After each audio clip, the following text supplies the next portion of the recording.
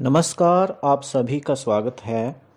प्रिय विद्यार्थियों, आज हम अंतरा भाग 1 में संकलित कवि नरेंद्र शर्मा द्वारा रचित कविता नींद उचट जाती है पढ़ेंगे।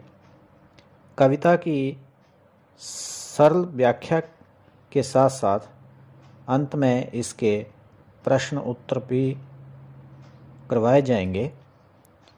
कविता पढ़ने से पहले हम कवि नरेंद्र शर्मा जी का परिचय जान लेते हैं। नरेंद्र शर्मा का जन्म उत्तर प्रदेश में बुलंदशहर जिले के जहांगीरपुर गांव में हुआ था। उनकी प्रारंभिक शिक्षा गांव में हुई। बाद में प्रयाग विश्वविद्यालय से उन्होंने एमए किया। वे शुरू से ही राजनीतिक गतिविधियों में सक्रिय रहे। इसी सक्रियता के कारण उन्हें सन 1940 से 1942 तक जेल में रहना पड़ा। 1943 में वे मुंबई चले गए और फिल्मों के लिए गीत और संवाद लिखने लगे तथा अंतिम समय तक फिल्मों से ही जुड़े रहे। अब हम उनकी कुछ रचनाएं देखते हैं। तो नरेंद्र शर्मा जी के प्रसिद्ध काव्य संग्रह हैं प्रभात फेरी, प्रवासी के गीत, पलाशवन, मिट्टी और फूल, हंसमाला, रक्त चंदन आदि। नरेंद्र शर्मा मूल रूप से गीतकार हैं। उनके अधिकांश गीत यथार्थवादी दृष्टिकोण से लिखे गए हैं। वे प्रगतिवादी चेतना से प्रभावित थे। उन्होंने प्रकृति के सुंदर चित्र उकेरे हैं। व्याकुल प्रेम की अभिव्यक्ति और प्रकृति के कोमल रूप के चित्रण में उन्हें विशेष सफलता मिली है। अंतिम दौर की रचनाएं आध्यात्मिक और दार्शनिक पृष्ठभूमि लिए हुए हैं। फिल्मों के लिए लिखे गए उनके गीत साहित्यिकता के कारण अलग से ही पहचाने जाते हैं। नरेंद्र शर्मा की भाषा सरल एवं प्रवाहपूर्ण है। संगीतात्मकता और स्पष्टता उनके गीतों की विशेषता है। हमारी पाठ्यपुस्तक में नरेंद्र शर्मा जी की कविता नींद उचट जाती है दी गई है।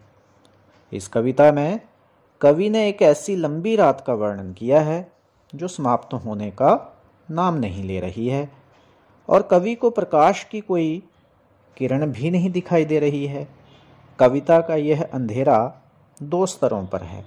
व्यक्ति के स्तर पर ये दुस्वप्न और निराशा का अंधेरा है तथा समाज के स्तर पर विकास, चेतना और जागृति के न होने का अंधेरा है। कवि जागरण के द्वारा इन दोनों अंधेरों से मुक्त होने और प्रकाश का कपाट खोलने की बात करता है। तो कवि के इस परिचय के बाद आइए हम कविता पढ़ते हैं। नींद उचट जाती है। जब तब नींद उचट जाती है, पर क्या नींद उचट जाने से रात किसी की कट जाती है? तो बड़े ही आसान शब्द हैं। नींद उचट जाना, अचानक से नींद का खुल जाना। बाकी कोई भी शब्द ऐसा नहीं है जो समझ ना आया हो। बहुत आसानी से समझ आने वाले शब्दों का प्रयोग यहाँ हुआ है। हम प्रसंग लिखते हैं। प्रसंग में सबसे पहले अपनी पाठ्यपुस्तक का नाम देते हैं, फिर कविता का नाम लिखते हैं और उसके कवि का नाम लिखते हैं और इसमें जिस पद्यांश का, जिस कविता की हम व्याख्या करते हैं उसका सामान्य सा परिचय देते हैं।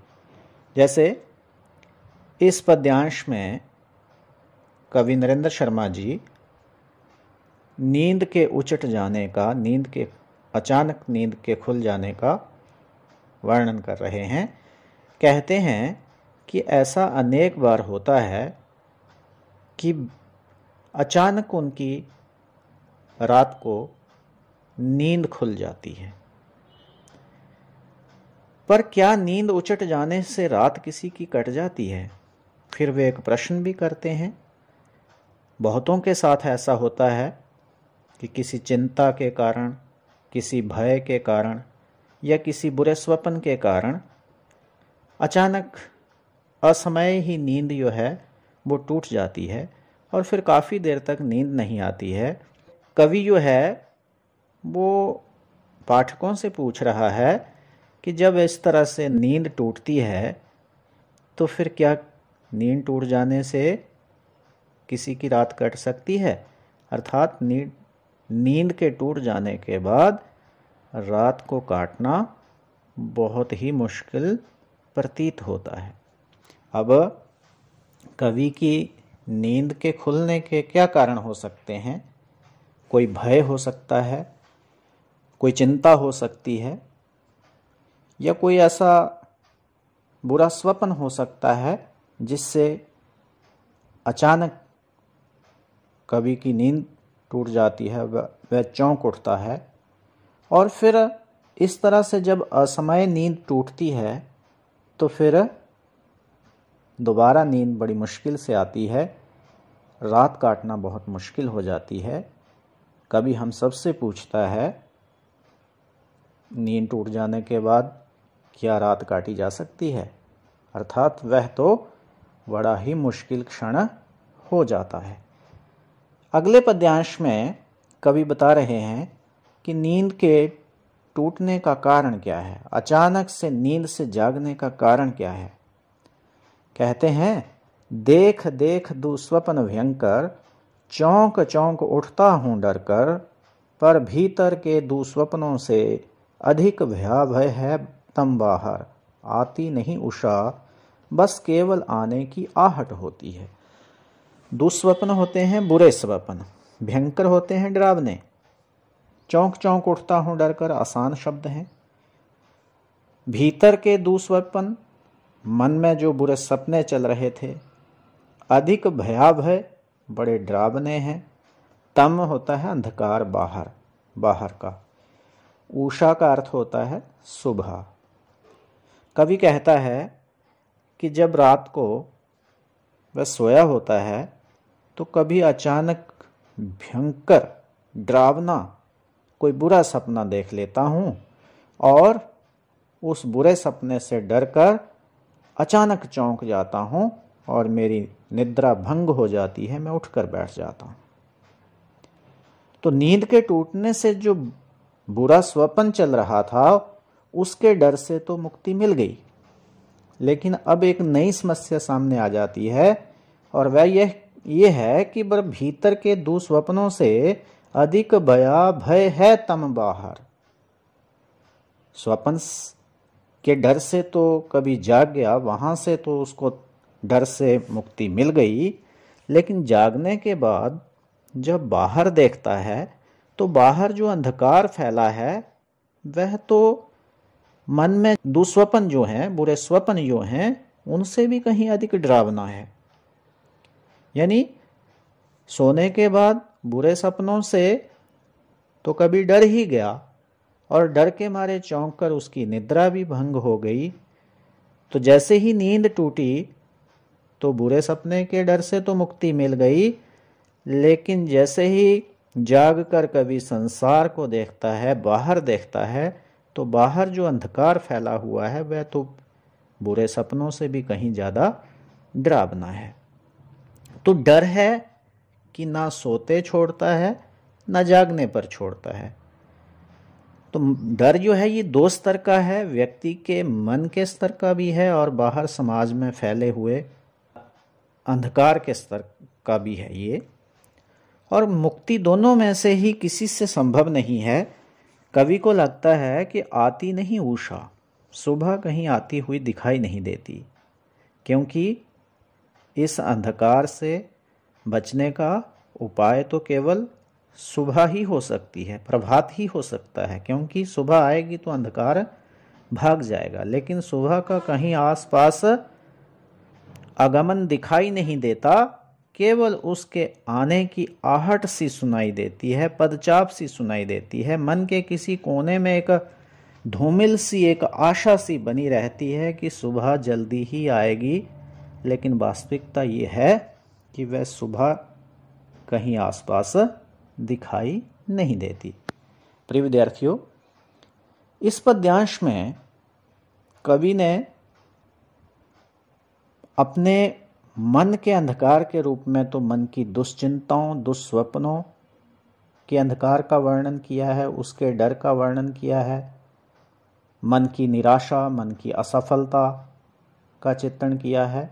लेकिन साथ ही समाज में जो फैली हुई डर की भावना है, फैला हुआ जागृति के ना होने का अंधकार है, समाज में विकास और चेतना के ना होने का जो अंधकार है, समाज में जो शोषण आदि का भय है, कवि को वह सपने वाले भय से भी कहीं अधिक डरावना लगता है। तो कवि को लगता नहीं है कि समाज का ये अंधकार कभी मिट पाएगा। समाज से ये अत्याचार, समाज से ये शोषण, समाज से ये जागृति के ना होने का जो अंधकार फैला हुआ है, इसको दूर करने का कोई भी उपाय दिखाई नहीं दे रहा। समाज में विकास की सुबह दिखाई नहीं दे रही। इस ओर जो है कवि ने इस पद्यांश में संकेत किया है। अगले पद्यांश की ओर बढ़ते हैं। देख अंधेरा नयन दूखते, दुश्चिंता में प्राण सूखते, सन्नाटा गहरा हो जाता, जब जब श्वान श्रृंगाल भूंकते, भीत भावना भोर सुनहली, नयनों के ना निकट लाती है। अब और देखिए, कवि बुरे स्वप्नों से डरकर जाग जाता है, बाहर देखता है बहुत अंधकार है, और इतना अंधकार है कि देख अंधेरा नयन दुखते, नयन होती हैं आंखें, आंखें दुखने लग जाती हैं, लेकिन अंधेरे के पार देख पाना संभव ही नहीं है। इतना घना अंधेरा है कि उसको देखते देखते आंखें दुखने लग जाती हैं। दुश्चिंता में प्राण सूखते, दुश्चिंता होता है बुरी चिंता, और मन इतना चिंतित है, प्राण इतने चिंतित हैं कि इस चिंता में प्राणों पर बनाती है, प्राण सूखने लग जाते हैं।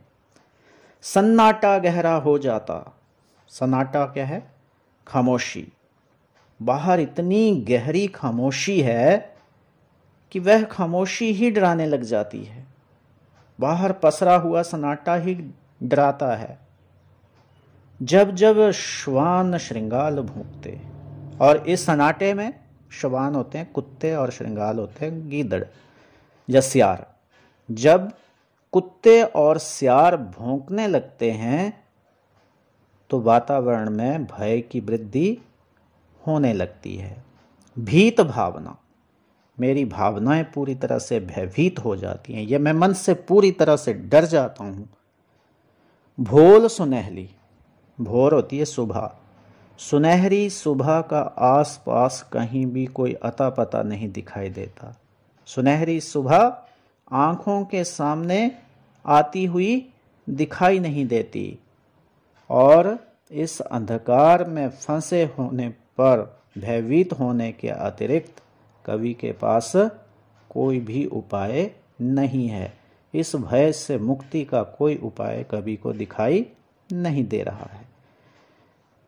ये भय आम आदमी का भय है। स्वप्न से डरे हुए आदमी के भय से भी ज्यादा उस आदमी का भय है जो समाज में फैली हुई अव्यवस्था, समाज में फैले हुए अत्याचारों, समाज में फैले हुए दुखों से त्रस्त है, और जिसे कहीं से भी इन परिस्थितियों से मुक्ति का कोई मार्ग नहीं दिखाई दे रहा है। तो कवि जो है वो समाज की इस अव्यवस्था से, समाज की इस डरावनी स्थिति से आतंकित है, और ये आतंक हर उस व्यक्ति को महसूस हो रहा है जो समाज में इस अंधकार से जूझ रहा है। तो व्यक्ति को, हर व्यक्ति को, आम व्यक्ति को समाज में फैले हुए इस अंधकार से मुक्ति दिलाने वाली कोई भी सुबह आसपास फटकती हुई दिखाई नहीं दे रही है। अगला पद्यांश देखते हैं। मन होता है फिर सो जाऊं, गहरी निद्रा में खो जाऊं, जब तक रात रहे धरती पर, चेतन से फिर जड़ हो जाऊं। उस करवट अकुलाहट थी, पर नींद न इस करवट आती है। अब इतना भय है, इतना अंधकार है, वह छंटने का नाम नहीं ले रहा। तो फिर मुक्ति मिले तो कैसे मिले? तो कवि इसका एक उपाय मन में सोचता है, और वो उपाय क्या है कि मन होता है फिर सो जाऊं। कवि कहता है इस अंधकार को, बाहर के फैले हुए अंधकार को देखकर तो मैं इतना डर जाता हूं कि सपने का डरने का जो भाव था वो मुझे हल्का महसूस होने लगता है। ये सपने का डर उतना नहीं डरा रहा जितना बाहर सचमुच का फैला हुआ अंधकार डरा रहा है। इसलिए मन करता है कि गहरी निद्रा में खो जाऊं, मैं दोबारा से अपने बिस्तर में जाके सो जाऊं, और जैसे पहले मैं गहरी नींद में सोया हुआ था वैसे ही फिर से मैं गहरी नींद से मैं खो जाऊं, मैं उसमें लीन हो जाऊं। इससे क्या लाभ होगा? इससे यह लाभ होगा कि बाहर जो सचमुच का अंधकार है, वो जो इतना डरावना है, उससे तो कम से कम मुक्ति मिल जाएगी। तो यहाँ एक तरह से स्थिति है पलायन की, कि आंख ओझल पहाड़ ओझल, सो गए तो बाहर जो मर्जी होता रहे, हमें उसका डर नहीं। उस स्थिति की ओर जो है थोड़ा सा कवि का झुकाव है, पलायन की ओर, निराशा की ओर।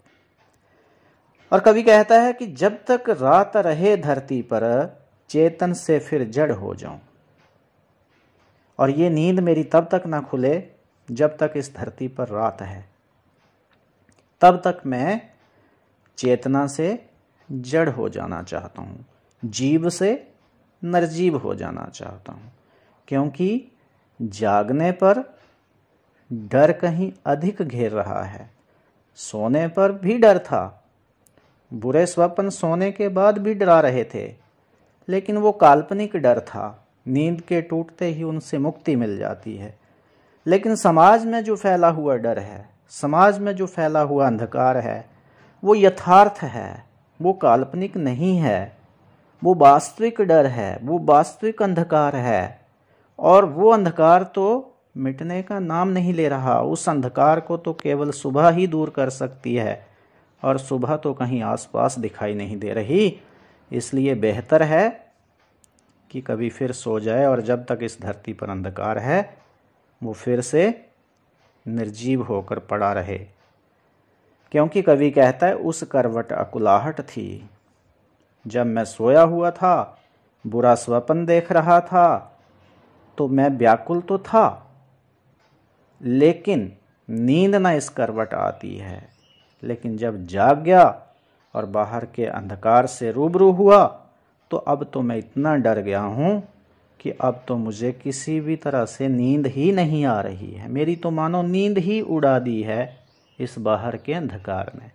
तो एक तरह से नींद के टूटने का कारण तो बना था बुरा स्वप्न, लेकिन बाहर का अंधकार जब कवि देखता है, समाज में फैले हुए अत्याचारों को, दुखों को, शोषण को और अज्ञानता को जब देखता है, तो वो तो इतना डरावना स्वरूप प्रस्तुत करता है कि उसको तो सोना भी उसके लिए अब संभव नहीं है। उसने तो सदा सदा के लिए उसकी नींद उड़ा दी है, और बहुत ही ज़्यादा बेचैन कवि को कर रखा है। अगले पद्यांश की ओर बढ़ते हैं। करवट नहीं बदलता है तम, मन उतावलेपन में अक्षम। अक्षम होता है कुछ भी करने में सक्षम ना होना, कुछ भी करने के योग्य ना रहना। तम पहले पढ़ चुके हैं हम। तम का अर्थ होता है अंधेरा। अपलक का अर्थ है जगते अपलक नयन बावले। अपलक बिना पलक झपके, नयन आंखें, बावले बावला होता है पागल। थिर ना पुतलियां, पुतलियां थिर मीन स्थिर।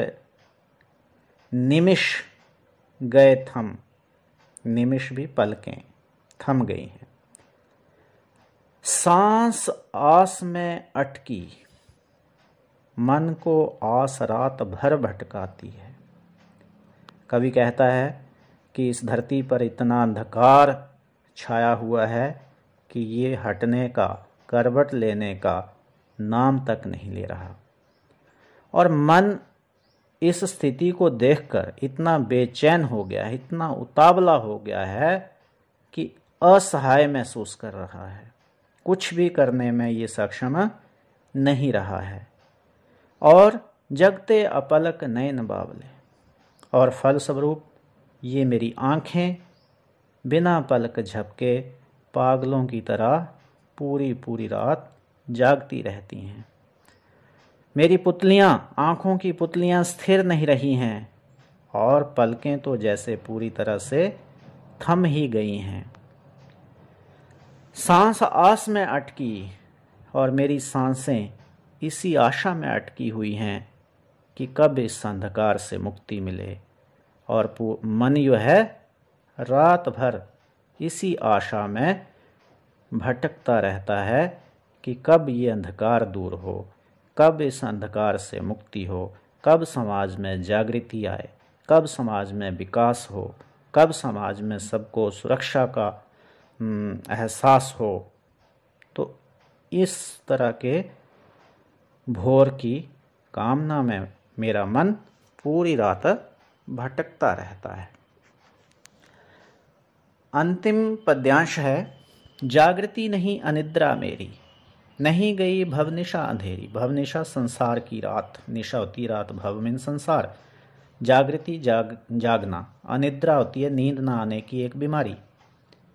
अंधकार केंद्रित धरती पर देती रही ज्योति चकफेरी, ज्योति प्रकाश चकफेरी, चारों तरफ चक्कर काटना या परिक्रमा करना। अंतर्नयन अंदर की आंखें, मानसिक आंखें के आगे से शिला चट्टान ना तम तम होता है, अंधकार की हट पाती है। कवि कहता है कि मेरी नींद जो है वो टूट चुकी है, मैं जागा हुआ हूं, लेकिन मेरे इस जागे हुए होने को जागृति का नाम नहीं दिया जा सकता। प्रिय विद्यार्थियों, जागे होने में और जागृति में क्या फर्क है? जागे होने का मतलब है नींद ना आना, और जागृति का मतलब है अपना कर्तव्य समझ जाना, मुझे क्या करना चाहिए क्या नहीं करना चाहिए। जब इस चीज का पूरा पूरा ज्ञान व्यक्ति को हो जाता है तो वो जागृत कहलाता है। कवि कहता है कि मैं जागा हुआ हूं लेकिन मैं जागृत नहीं हूं।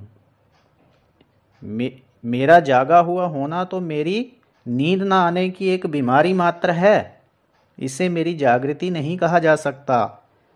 क्योंकि यदि मुझ में जागृति होती तो ये संसार में फैली हुई अंधेरी रात नहीं रहती। मैं संसार में फैली हुई इस अंधेरी रात को भगा देता, लेकिन वो तो अभी भी कायम है। इसलिए ये मेरी अनिद्रा है, ये मेरी जागृति नहीं है। नींद ना आने की एक बीमारी मात्र है, ये मेरी जागृति नहीं है। क्योंकि अगर मैं जागृत होता तो समाज में फैली हुई, संसार में फैली हुई इस अंधेरी रात को मैं रहने नहीं देता, लेकिन ये तो अभी कायम है, इसका मतलब मैं जागृत नहीं हूं। अंधकार केंद्रित धरती पर देती रही ज्योति चकफेरी, चारों तरफ धरती पर अंधकार छाया हुआ है और प्रकाश दूर दूर दिशाओं में परिदक्षिणा कर रहा है। मानो अंधकार ने अपना इतना साम्राज्य फैला रखा है कि प्रकाश को कहीं पैर रखने तक की जगह नहीं मिल रही है। और अंतर्नयनों के आगे से शिला न तम की हट पाती है। मेरे भीतर की आंखें जो हैं उन पर अंधकार की इतनी भारी शिला रखी हुई है, इतनी भारी शिला पड़ी हुई है कि मैं लाख प्रयत्न करता हूं लेकिन वो शिला मेरे मन से हट नहीं पाती है और मेरा मन उस निराशा, उस चिंता के पत्थर के नीचे दबता जा रहा है। तो ये थी कविता जिसमें कवि ने अपने मन के भय के साथ साथ, मन के अंधकार के साथ साथ समाज में फैले हुए अत्याचार, शोषण, दुख, हिंसा आदि के अंधकार का चित्रण किया है। और थोड़ा सा कवि का जो है स्वर निराशावादी है, लेकिन आशा की एक जो इच्छा है वो बराबर उनके मानस पटल पर बनी रहती है। तो अब हम सारी ही कविता का काव्य सौंदर्य करते हैं। तो सबसे पहले हम इस कविता का भाव लिखेंगे, और भाव में हम क्या लिखेंगे कि कवि ने यहाँ अपने अशांत मन के माध्यम से समाज में फैली हुई अशांति के अंधकार का चित्रण किया है। अब हम अलंकार देखते हैं। अलंकारों में हम सबसे पहले, अगर आप अनुप्रास देखना चाहें तो अनुप्रास देख सकते हो। अनुप्रास में जगह जगह आपको ये अनुप्रास के उदाहरण मिल जाएंगे, जैसे देख देख दुस्वप्न, तो देख और दुस्वप्न यू है, इसमें अनुप्रास अलंकार है। इसी तरह से हमने देखा था भीत भावना, तो भीत भावना में क्या है, भीत भावना भोर सुनहली, ये तीसरे पद्यांश की है पंक्ति। तो इसमें भी भ का तीन शब्दों में भ की आवृत्ति हो रही है, तो ये अनुप्रास अलंकार है। इसी तरह से एक और विशेष अलंकार जो दिखाई दे रहा है वो है, जैसे आप दूसरे पद्यांश में देखिए, देख देख चौंक चौंक, इसमें पुनरुक्ति प्रकाश अलंकार जो है उसका प्रयोग हुआ है। प्रिय विद्यार्थियों, हमने देखा है कि इसमें कुछ मुहावरे जो हैं उनका प्रयोग भी कवि कर रहा है। तो मुहावरों में आप देखें, प्राण सूखना, नयन दुखना, ये आए हैं पद्यांश, करवट बदलना, तो ऐसे कुछ मुहावरे हैं जिनका यहाँ प्रयोग किया गया है। और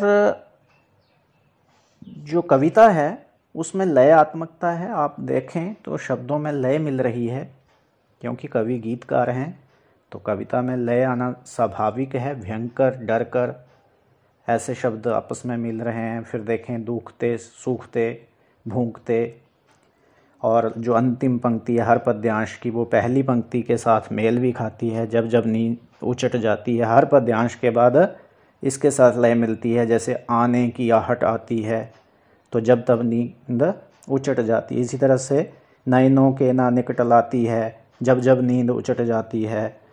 नींद ना इस करवट आती है, तो ये फिर उसी पंक्ति के साथ है, तब तब नींद उचट जाती है। तो ये गीत ही है, और गीत की शैली में रची गई ये कविता है जिसमें लयात्मकता है। इसकी भाषा सरल है, शैली अविधा शब्द शक्ति से युक्त है, लेकिन अर्थ दोहरे होने के कारण इसमें कहीं कहीं यह पूरी कविता जो है लाक्षणिक गुणों से भी युक्त है। तो ये था इसका काव्य सौंदर्य। आइए हम अपने प्रश्न उत्तर भी देख लेते हैं। पहला प्रश्न आता है हमारा, कविता के आधार पर बताइए कि कवि की दृष्टि में बाहर का अंधेरा भीतरी दुस्वप्नों से अधिक भयावह क्यों है। कवि को लगता है कि भीतर के दुस्वप्नों से भी डरावना अंधेरा तो बाहर फैला हुआ सचमुच का अंधेरा है। वो ऐसा इसलिए कहता है क्योंकि भीतर के स्वप्नों से मुक्ति तो व्यक्ति को नींद टूट जाने के बाद हो जाती है, लेकिन बाहर जो फैला हुआ अंधकार है वो सचमुच का है, वो काल्पनिक नहीं है। जो सपने का डर था वो तो काल्पनिक था, नींद टूटी और वो डर खत्म हो गया। लेकिन जो बाहर फैला हुआ अंधकार है वो तो सच का अंधकार है, और वो कहीं ज़्यादा डरावना है, और उसके अंत होने का कोई भी जो है वो ऐसा दिखाई नहीं दे रहा कि उसका कोई अंत होगा, जल्दी सुबह आएगी, ऐसा कोई भी कोई अवसर दिखाई नहीं दे रहा। इसलिए वो अंधकार जो है कहीं ज़्यादा डरावना है। दूसरा देखते हैं, अंदर का भय कवि के नयनों को सुनहली भोर का अनुभव क्यों नहीं होने दे रहा है। कवि डरा हुआ है, और बाहर जब कवि देखता है तो स्थिति जो है और डरावनी दिखाई देती है। एक तो घना अंधकार डराता है, ऊपर से सियारों और कुत्तों का भौंकना और ज़्यादा विकरालता पैदा करता है, और ज़्यादा डर पैदा करता है। चारों तरफ सन्नाटा है, और गहरा सन्नाटा भी डर पैदा करता है, और इस डर से मुक्ति का उसे कहीं कोई भी उपाय दिखाई नहीं दे रहा। और समाज के स्तर पर कवि को ये अंधकार कहीं ज़्यादा ही विकराल लगता है और उसे लगता है कि समाज में जो अंधकार फैला है, जो अविकास का, जागृति के ना होने का, अत्याचारों का, हिंसा का, दुख का, ये तो कहीं भी इसका हल मिलने वाला नहीं है। तीसरा है, कवि को किस प्रकार की आस रात भर भटकाती है और क्यों? कवि को रात भर यही आस भटकाती रहती है कि कभी ना कभी तो सुबह होगी और सुबह होते ही ये अंधकार छंटेगा और अंधकार का जो भय सर्वत्र व्याप्त है उससे मुक्ति अवश्य प्राप्त होगी। कवि को समाज में फैली हुई अव्यवस्था, निराशा, अत्याचारों, दुखों आदि का जो माहौल है उसके भी शांत होने की, उसके भी दूर होने की एक आशा जो है उसके हृदय में बनी हुई है। वो इसी आशा में भटकता रहा है। चौथा प्रश्न देखते हैं, कवि चेतन से फिर जड़ होने की बात क्यों कर रहा है? क्योंकि जागकर कवि समाज से रूबरू होता है, समाज को जानता है। उसे लगता है कि समाज तो बड़ा ही डरावना है। हालांकि वह मन में भी चिंतित था, जब सोया हुआ था तो स्वप्न जो है बुरा चल रहा था और उसे अशांत कर रहा था, बेचैन कर रहा था। लेकिन जागने पर जब उसने संसार की हकीकत देखी, जिसमें शोषण है, जिसमें पीड़ा है, जिसमें लोगों में अज्ञानता है, कहीं विकास नाम की कोई चीज़ नहीं है, तो ये अंधकार तो उसे और ज़्यादा डरावना लगता है और इससे मुक्ति का कोई उपाय भी नहीं दिखाई दे रहा। इसलिए कवि को लगता है कि यहाँ जागना तो बहुत ही मुश्किल है, जागे रहना तो अपने आप को बेचैन करना है।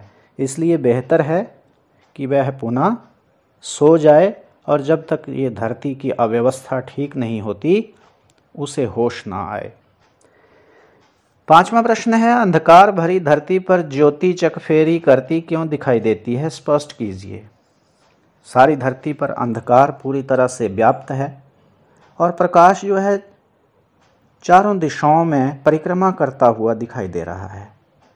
कवि को बहुत एक आशा बनी हुई है कि ये कभी न कभी जो प्रकाश जो है वो आएगा, सुबह आएगी और ये अंधकार जो है छंट जाएगा।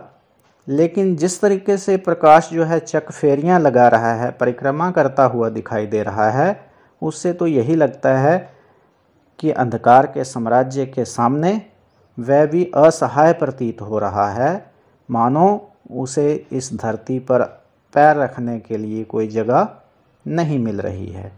कवि को लगता है कि समाज की सुख, शांति और न्याय का प्रकाश अभी तक धरती पर उतरना संभव नहीं है। ये तो अभी तक दूर की कौड़ी है।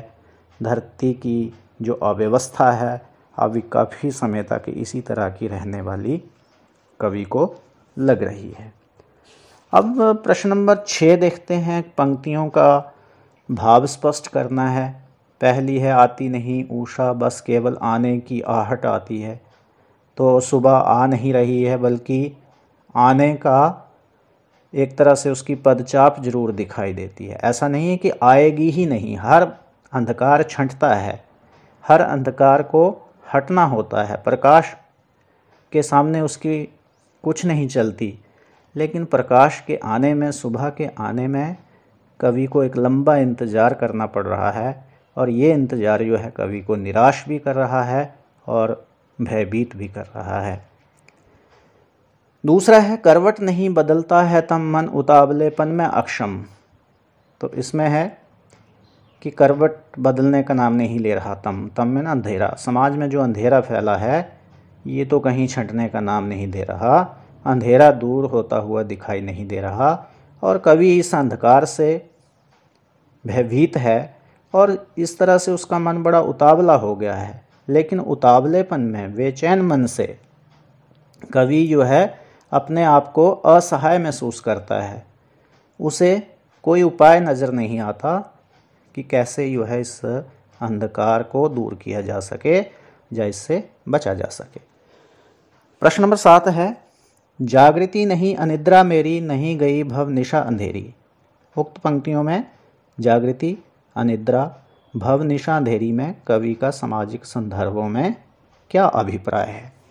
कवि ने ये तीनों शब्द जो हैं सांकेतिक शब्द प्रयोग किए हैं। अनिद्रा जो है एक किस्म की बीमारी है, नींद ना आने की बीमारी, और जागृति समाज में अपने कर्तव्य को जानना जो है उसके लिए प्रयुक्त होने वाला शब्द है। जागृत व्यक्ति अपने कर्तव्य भी समझता है, अपने अधिकार भी समझता है, और जागृत आदमी, जागरूक आदमी जो है वो ज्ञान से भरा होता है, उसे हर चीज़ की जानकारी होती है और वह अपने ज्ञान के सहारे समाज की विपरीत परिस्थितियों को दूर करने की कोशिश करता है। लेकिन कवि जागृत नहीं है, बल्कि जागा हुआ है नींद ना आने के कारण। तो उसमें कोई कर्तव्य बोध नहीं है, बल्कि एक तरह से उसकी लाचारी है, विवशता है कि उसे नींद नहीं आ रही है। तो अनिद्रा से अभिप्राय है चिंताओं में डूबे रहना, सांसारिक पीड़ाओं से बेचैनी। इसी तरह से अगर आप भवनिशा अंधेरी की बात करें तो संसार की काली रात का जो है रूप यहाँ दिखाया है, जिसका कोई अंत नहीं है। अर्थात संसार की काली रात क्या है? संसार में जो दुख दर्द है, अन्याय है, अत्याचार है, हिंसा का माहौल है, अज्ञानता है, इसी को अंधेरी रात कहा गया है। अब अंतिम प्रश्न है, अंतर्नयनों के आगे से शिला न तम की हट पाती है। पंक्ति में अंतर्नयन और तम की शिला से कवि का क्या तात्पर्य है? तो मन की आंखों से अभिप्राय है मन की सोच विचार, ज्ञान आदि जो है उसे मन की आंखें कहा जाता है। विवेक जो आंतरिक ज्ञान है उसे ही मन की आंख कहा जाता है। लेकिन कवि कहता है कि उसकी मन की आंखों पर अंधेरे की शिला पड़ी हुई है जो हट नहीं रही है। कहने का भाव ये है कि संसार का दुख दर्द, अन्याय, अत्याचार इतना गहरे अंधेरे के समान है कि उसके विवेक, उसके ज्ञान के सामने जो है, जो उसके विवेक और उसके ज्ञान को भी इस अंधकार से दूर करने का कोई उपाय दिखाई नहीं दे रहा है। तो ये है कि अंतर्नयनों के आगे से शिला न तम की हट पाती है। तो प्रिय विद्यार्थियों, ये था कवि का परिचय, उनके द्वारा लिखी गई कविता नींद उचट जाती है और इसके प्रश्नोत्तर। ये व्याख्यान कुछ लंबा हो गया है, लेकिन मैं उम्मीद करता हूँ कि आपको कविता भी समझ आई होगी। प्रश्नोत्तर आपकी परीक्षा के लिए आपके लिए उपयोगी रहेंगे। ऐसी शुभकामना के साथ आप सबका बहुत बहुत धन्यवाद।